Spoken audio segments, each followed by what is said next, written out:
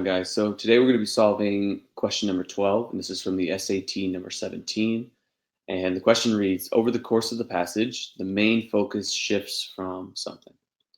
So here is a question where we're asking about the main focus sort of shifting. So this is basically when you look at the passage, there's going to be a certain topic that will be expressed in certain parts of the passage. And then what you want to do to solve these types of questions here is you want to actually try to go back to the passage in advance.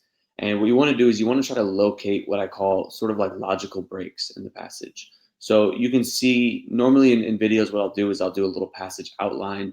So that's something you can do is try to take it paragraph by paragraph. But typically the breaks that you're going to find are going to be they're going to have clusters of paragraphs. And so you kind of have to be able to read the paragraph, summarize the paragraph, and then sort of summarize the overall trend.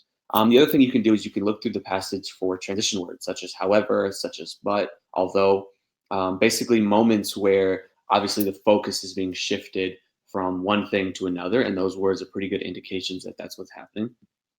The other thing that you can do is you can look at the answer choices in advance. So typically when we're talking about a main focus shifts type question, we're going to be talking about a shift from one thing to another thing. However, this is kind of an exception because we actually have three parts. So it starts with a discussion of a long-standing problem here, then we have a report, and then to a proposal. Same thing here, an introduction of a phenomenon, to a description, then to a recommendation.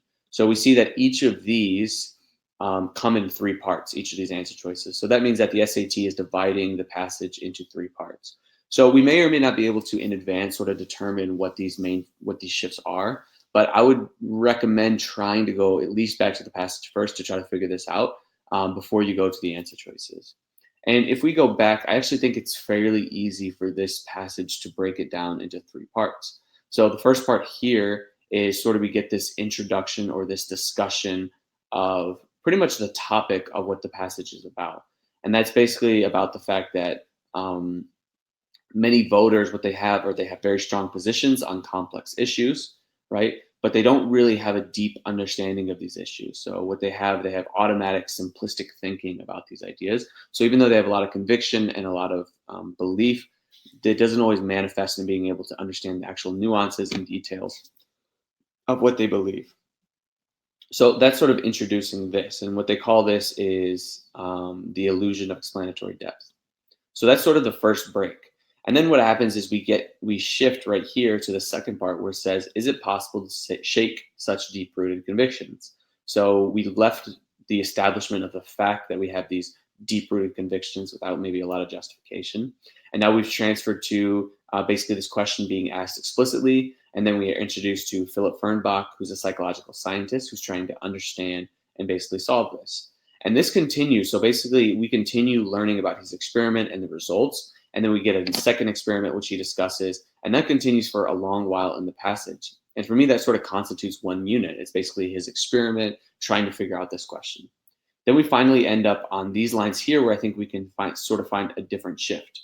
So now we're taking a step back away from the specific experiments, and we're saying polarization tends to reinforce itself. People are unaware of their own ignorance. They process new information in biased ways. They hang out with people who think like them. All these psychological forces increase political extremism. But forcing the candidates, political candidates, to provide concrete and elaborate plans might be a start because it gives citizens a starting place.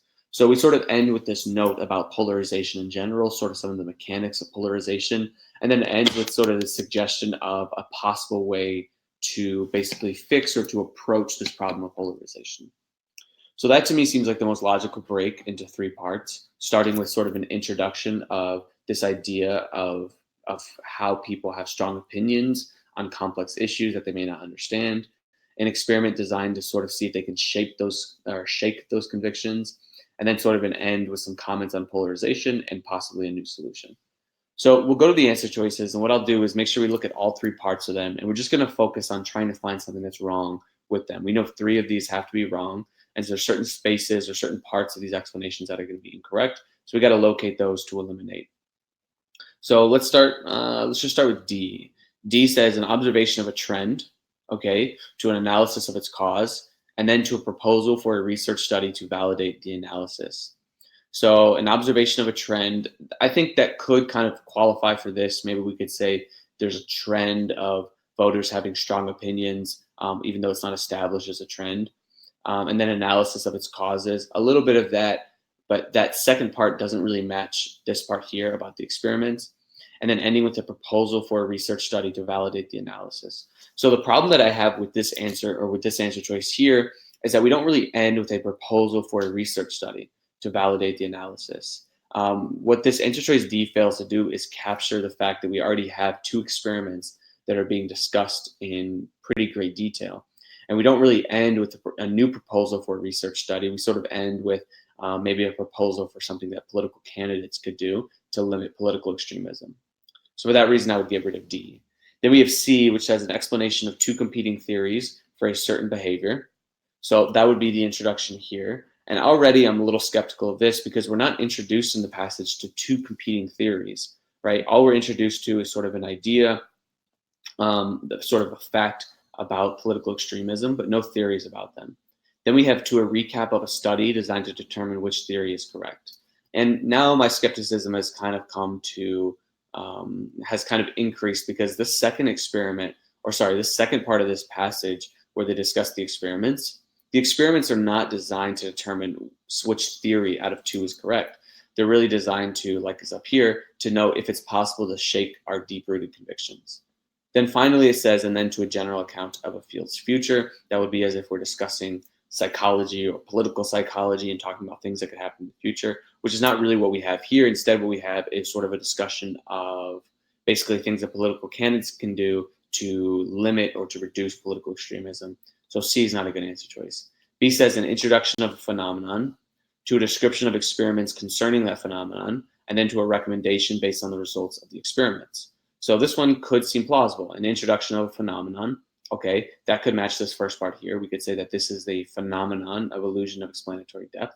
A description of experiments. Good. We've got plural experiments concerning this phenomenon. That's what we have here. 2 experiments that sort of look at this this opinion, right? This illusion of explanatory depth. And then a recommendation based on the results. And I think that's down here, right? A recommendation, forcing the candidates to provide concrete and elaborate plans. So this is a good answer choice. We should keep it. A says a discussion of a long-standing problem, to a report that discredits previous attempts to address that problem, and then to a proposal for future action. So the first 2 parts of this, so A, a discussion of a long-standing problem. This is plausible. I could say this would work. The first discussion of the illusion of explanatory depth is not really presented as a problem explicitly, although I would say sort of implicitly the attitude that the passage has towards it, we could maybe make the case that it is a problem. And then we do end with a proposal for future action. We already looked at that down here, right? Forcing the candidates, etc. The problem with this answer choice comes right in the middle, where we say we have a report that discredits previous attempts to address that problem. So that would have to mean that the second part of this passage basically says, yeah, other people have looked at this problem of the illusion of explanatory depth and they've tried to solve it or try to fix it, but it doesn't really work out for X, Y, and Z. And that's not really what we get. Instead, we get experiments about that aren't talking about previous experiments, right? Or previous attempts to address a problem. They're talking about, is it possible to shake such deep-rooted convictions? So for that reason, we should get rid of A, which is going to leave us with answer choice B, which we should choose as our correct answer for question 12.